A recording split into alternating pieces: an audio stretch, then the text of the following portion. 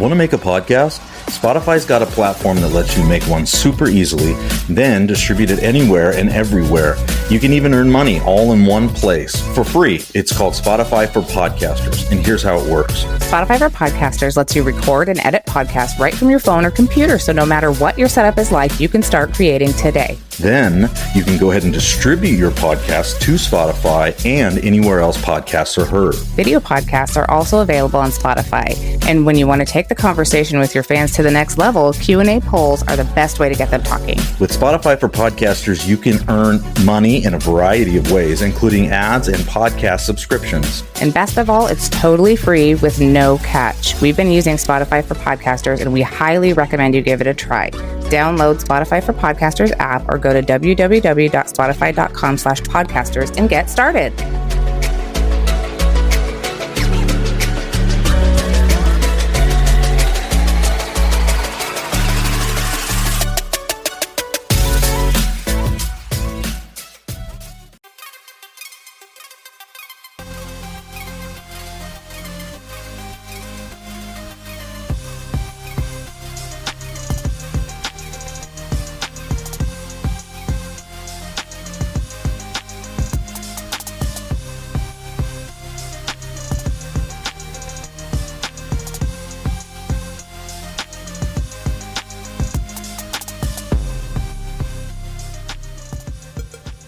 All right, you guys, welcome back to That's So Fringy podcast. I'm Rick. I'm Kristin. And I'm Bethany. And we're back for another Fringy Morsel here midweek. As you guys know, we are doing our Fringy Morsels so that you guys can get to know us a little bit better, like it or not. We're bringing them to you. So, well, the first thing I always do when I listen to a new podcast is I try to figure out what they look like. And then I want to know everything about them. So we're saving you guys the trouble of having to Google us. Yeah, because you're probably not going to find much on Google because we're ordinary people just like you, just making a podcast. And we hope you like what you've heard so far. If you do, we encourage you to like, subscribe, and maybe write a review in Apple Podcast or Spotify. We'd love to hear your thoughts. So if you could email us, if you have suggestions on what you want to hear next, or if you just think of something that maybe you've experienced and you want to share that with us, we'd love to hear from you. So with that, it's Kristin's turn in the hot seat tonight. And so we're going to pepper you with questions tonight.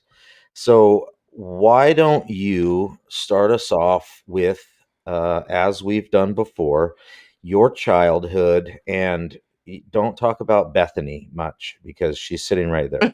Oh, well, shoot. Okay, so I grew up in small town USA. I was the third of 4 children, so I'm lost somewhere in the middle. I was the baby, and then Bethany came along and basically ruined it. So I was the baby for 8.5 years. But you ruined it. And then my life changed. No, then I got my best friend.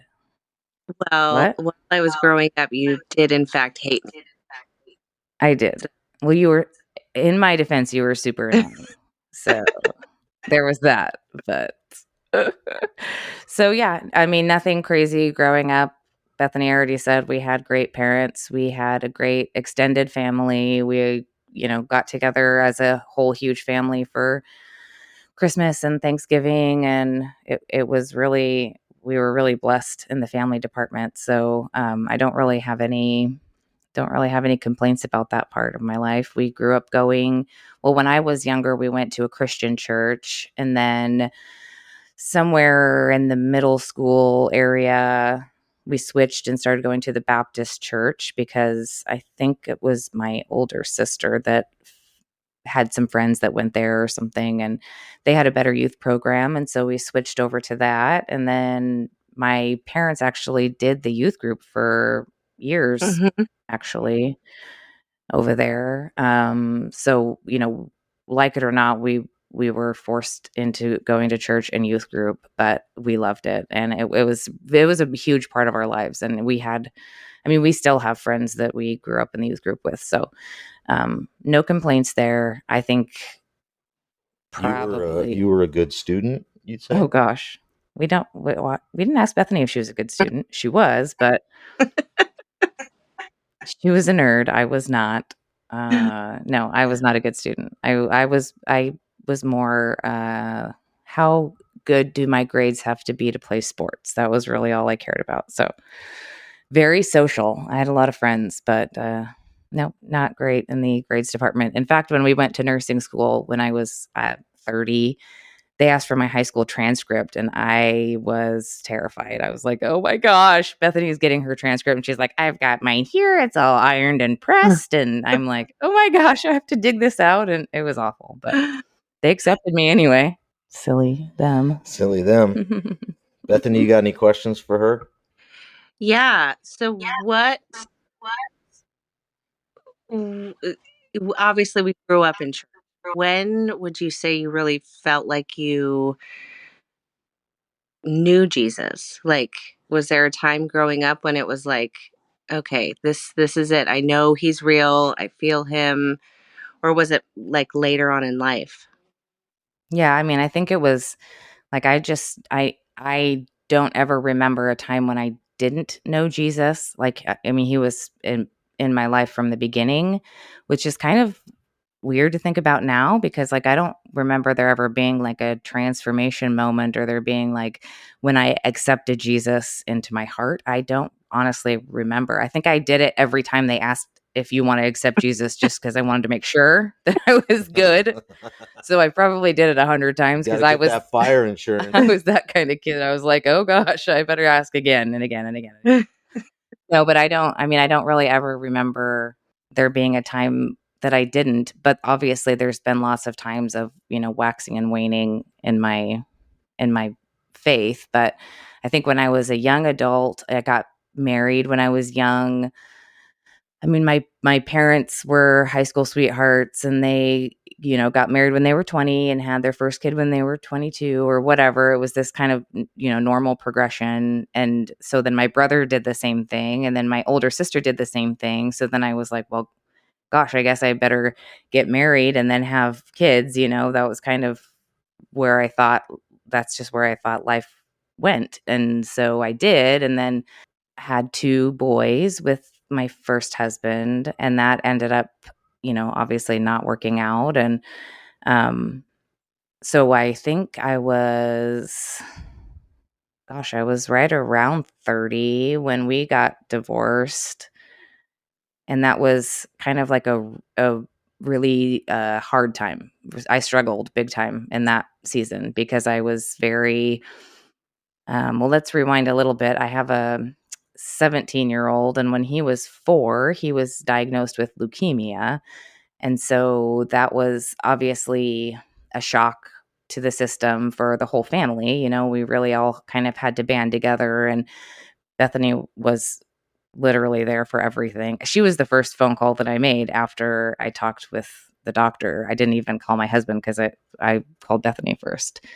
So she was there for everything. And really as a family unit, we all just really pulled together and made it work, aside from my husband, who, when you go through hard times in a marriage, I think that's really kind of shows your true colors. And for me, that was kind of the final straw, was just going through that whole process with him. And, we just had very different ways of dealing with things, I guess. And so that was kind of the beginning of the end. But so we did 3.5 years of chemo and all kinds of blood transfusions and every kind of transfusion you can imagine. And for 3.5 years of that. And he's totally fine now. He's 17 and he's a gym rat and he played football and he's healthy. So we made it through that part, but praise the Lord.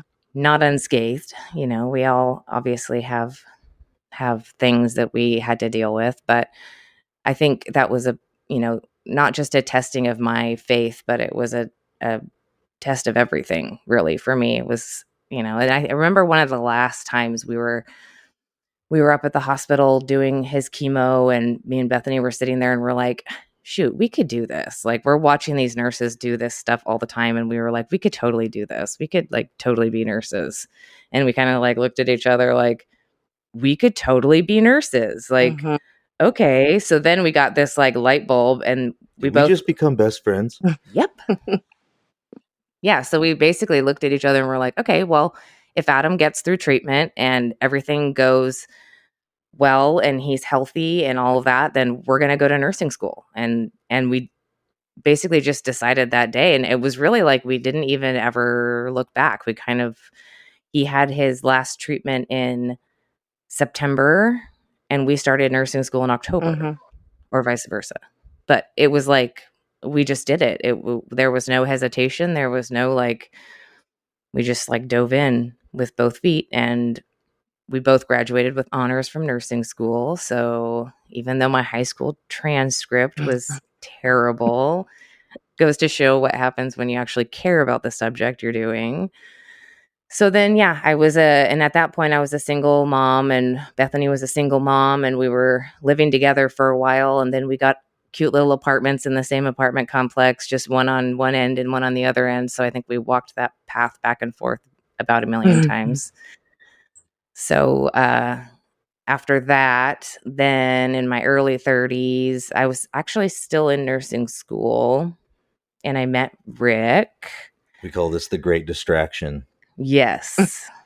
Actually, funny story. The very first night we talked on the phone all night long. And I had a test the next morning in our anatomy and physiology, and I got like 100% on the test the next day. And I was like, okay, well, we have to stay together because you're helping me pass nursing school. So that's how I roped him in. So yeah, so then I got married to Rick, and then, probably remember from his story, we had Lincoln, who was our one child together, and he is an actual angel. Like he's a blessing. Like I've never been around a kid quite like him. He's super amazing. I've never met a kid that is just so oblivious to um just like fear. He doesn't really get afraid of things. He just loves everybody. He just has a good attitude all the time. Mhm. And he's just such a good kid, and everybody, that he meets. I mean, everybody's on the walk to school. Everybody's like, Lincoln, hi Lincoln, and it's so cool to have his little presence running around, because he's the complete opposite of us. I guess with our powers combined, we make a pretty cool arrangement. But I don't know, I don't know how we got such a blessing of a child out of me. I'll tell you that. No kidding, you were terrible. So now that you're older, you've been through a divorce, you've had a kid that had cancer. Your other kid, I can speak from experience, has a lot of anxiety and things that he Mm-hmm. deals with. You now have a husband that has PTSD and is a wild man. How do you keep yourself grounded in your faith, and with all this chaos going on around you? Well, I think for me, so when my oldest child was 19, when he was 9 months old, I ended up in the hospital and became type 1 diabetic, which was kind of a shock. It came out of nowhere. And I was very sick for that week. And then, because they assumed that I was type 2 diabetic. And then, a million tests later, they were like, oh no, she's type 1 and she just happens to be a little bit older. So that was a big shock. And then I got my really big second medical shock a few years ago when I got diagnosed with a really rare form of MS. And so I have struggled with a lot of kind of bitterness and just like, why me? I went to nursing school and I put myself through and did the whole thing, the single mom, the working, the school, and loved my job, loved my career. I felt like I was really good at it and I was right where I was called to be. And then I got this horrible disease that kind of came out of nowhere. And I so I would like to say I've always been a Christian and I've always had this faith, but it hasn't always been good. Like I've done a lot of blaming God for, plaguing me with all of these physical ailments, and like how much better of a Christian could I be if I was whole and was 100%, and I felt good and all the things that I could do, and I could do so many more things. And it's taken me really just the last few years of really settling into it and going, you know what? It could be worse. First of all, it could always be worse, and just being thankful for the family that I have and the opportunity that I have. But I also had to give up a career that I really loved and I really enjoyed. And so that's been a really difficult transition, but it's also allowed me to be home. And for me, I always wanted to be home. I always wanted to, be a housewife and take care of my kids. And I always kind of felt like that's what I was called to do. And so I think it was a blessing in disguise to kind of, it was like God just swept my legs out from underneath me, like, whoop, sweep the legs. Here you go. You're down on the ground. And then from the ground, you're kind of like, like, what do I do with myself? Like, I'm a nurse. Like, this is what I am. And so but it wasn't my identity. It was something that I was good at, but I've also found that I'm good at other things. And I do feel like I'm more in a role of being able to take care of my house and my family, and it's much more suited to me. And I think it's just, more where I was called to be, I guess. So I've kind of come into a realization that good things can come out of tragedy, and I still get mad because my leg doesn't work when I want it to sometimes, and sometimes my brain just doesn't work. When you have holes in your brain, it's kind of a weird thing, the things that wander out, and I'm like, no, you got to stay back in here. So it's a fun game we play sometimes where I'll tell Rick the same story 12 times and he's like, all right, I know, I heard. I feel like I've heard that somewhere But before. he's patient with me and he's like, yeah. I'm like, I already told you that, didn't I? And he's like, a few times.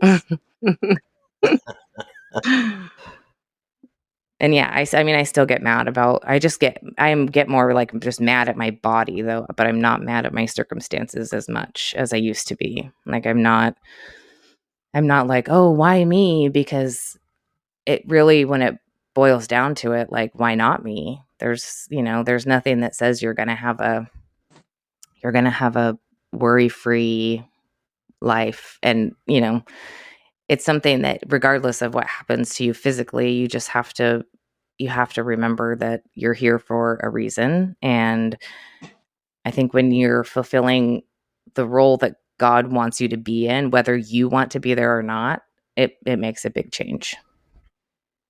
Yeah, and I've seen that change. It's the going to work and having this disease that you're dealing with. It was just a lot of frustration. There was a lot of just days where you would come home and not seem happy. Just you were just struggling, and I think everybody could see that. But then when you it's a struggle not having you work financially, but in the end, like, your happiness is more important, and your relationship with your children, and your relationship with me, and your relationship with God, like, all these things are so much more important than having a lot of money. And as you said, the Bible doesn't promise us any rainbows, and well, it does promise rainbows, but it doesn't promise any, like, skipping through meadows. And once you come to Christ, I think we've said before, it doesn't mean that your life changes and becomes perfect. There's still pruning that goes on, and there's still God's trying to mold us and shape us, and sometimes that hurts, and sometimes we don't know even why he's doing it. But I've seen you over the years just fully embrace, you know, all of the hardship. And to me, your character is so strong because of the things that you've been through with, you know, with the chemo, you know, going through the cancer, going through raising boys by yourself, which is not easy, by the way, and then putting yourself through nursing school, and also being, you know, what Kristen hasn't mentioned is that she's a huge advocate for her whole family. You know, she is really the one that, in my opinion, is the glue to the family. And I just think it's because of what you've been through that you're able to provide that for everybody. This care and nurturing and comfort that you bring everybody is so pure. So anyway, I'll shut up and let you keep talking. She's like, agree to disagree. She also doesn't take compliments well. No, I just, I remember for a long time, my whole growing up, my dad used to say this thing that would drive me crazy. He would say, I would rather my kids be righteous than be happy. And I was always like, that's weird. You don't want your kids to be happy? Like, I didn't get it. And, now as you get older and you have all these life struggles and you see, your family members go through struggles and, you've got all this just weight on you all the time, you realize that being righteous is more important than being happy, because nowhere in the Bible does it say you're going to be happy. We're called to take up our cross daily. And so but that's always been something I've struggled with, is like, I want to be happy, and don't I deserve to be happy? Shouldn't we all be happy? Like, I want everybody to be happy, not just me. Like, I want everybody to be happy, but that's not guaranteed. And happiness is not what we think it is. Happiness is not having the big house. And, because when I was working and we were both making good money, and, we had money in savings, we could have gone on vacation, but we didn't have time. So we had money, but we didn't have time. And now I have time, but I don't have money. And I've realized how much happier that makes me. Mm-hmm. I think it's so easy to stay in like a negative mindset just in the world that we live in, and the negative things that happen like all around us. And I too have noticed a huge difference in you, as far as like, it's not poor me anymore. It's, let's deal with the circumstance at hand. And yeah, it's okay to have a bad day here and there, which is why we have each other to call and complain to. We get it. Sometimes we just need an ear to listen, have somebody to listen to. But I think that it's a huge testimony to you and your faith, because you have gone through a lot of things that were not choices that you made. My story is a little bit different. I made choices that I regret, whereas you had things thrown at you that were thrown at you and you couldn't change. So you dealt with them and moved on. And yeah, I think you have come a long way, because it is so easy to just stay negative. Well, I think that we just kind of collectively as a family we're very realistic people, which being really realistic can sometimes translate into being really negative, because, we're like, well, I'm not being negative, I'm just being realistic. Well, that's sometimes is also being negative. So it's, it's something, and my oldest son and myself, and I think a lot of people in my family, we've all dealt with a lot of anxiety, and just, over the years, I think we got it from our grandpa. Like, there's just a lot of anxiety that we've had to overcome. And because sometimes right along with anxiety comes negativity, and you don't realize why you're being so negative, and it's because you're anxious about this situation or this whatever is going on. And I've had to retrain my brain to go, well, just because I'm anxious doesn't mean I need to be negative to everybody else, because it's, there's nothing anybody else can do about it. And especially coming from a family of fixers, everybody wants to fix everything. Like, Bethany is hands down the most helpful. She would give you the clothes off of her back. Like, she's probably has the biggest heart of anybody I've ever known in my life. And so if I complain to her, she wants to fix it. And so now I think we've come to a place where it's like, well, we can just complain to each other and be like, well, that sucks. And there's nothing we can do about it. But at least having a sounding board of somebody where we're not being negative with each other and complaining about things. We're just like venting, and it just feels different. It feels like we're being cleansed by talking with each other, even though we're not offering each other any solutions. You know, we're not like, oh, well, why don't you try this? Or why don't you go here? Or why don't you try that? Because no offense, Rick, but if I bring up any issue, he's got a solution. Let me tell you, he's got a solution. And I know Robert's going to listen to this, and boy, does he have solutions also. Yeah. They've got it all figured out. You just got to do this. Oh, you just got to say this. Oh, you just got to go here. And it's like, me and Bethany just know I don't want a solution because I know there isn't one. I'm really smart and I already have done all the calculations and I know there's no solution. I just need to talk about it. But it feels differently. It feels like maybe just a maturity, or maybe just, maybe it's just the season we're in. And the next season, maybe I'll be negative Nancy again. I don't know. You never know. I can't wait. We still love negative Nancy. She's fun. All right. Well, do you have anything else, Bethany, that you'd like to ask your sister? No. Well, we've got her in the hot seat. I don't think so. I love her very much, and I'm so proud of her. And us collectively, as a family, as a unit, we've all grown a lot in these last couple of years. So yes, I think so too. Our future is bright. Yes. Yeah, and if you knew my wife's confidence level, getting on this podcast is not really in her lane. And so the fact that she's out here walking on water, in my opinion, according to how I know her, this is quite a leap of faith for her to be, out in the public space, being fringy. Mhm. But she's doing it, and this is what it's about. It's about getting out of your comfort zone, embracing the suck, as we used to say in the Marine Corps, and just living in it and saying, you know what, my life isn't perfect, but I have Jesus. And Jesus says I can do all things through him who strengthens me. So I can just rely on the fact that he's got me. It's like a spiritual trust fall. We just have to do it, and just let it go. But anyway, we'll wrap it from here. Thank you guys for tuning in to another Fringy Morsel.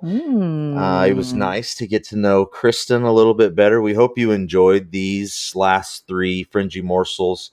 You've gotten to know us a little bit better. Hopefully that doesn't run you off. But we will be continuing these Fringy Morsels, but they'll be more geared towards current events and those type of things that we talked about in the first Fringy Morsel episode. So with that, we're going to sign off for now, and we'll be bringing you Vicki Joy Anderson as our first guest on Sunday. That episode drops on Sunday, and you guys are going to love it. So stay tuned for that. We'll see you on the next one. Bye. Bye.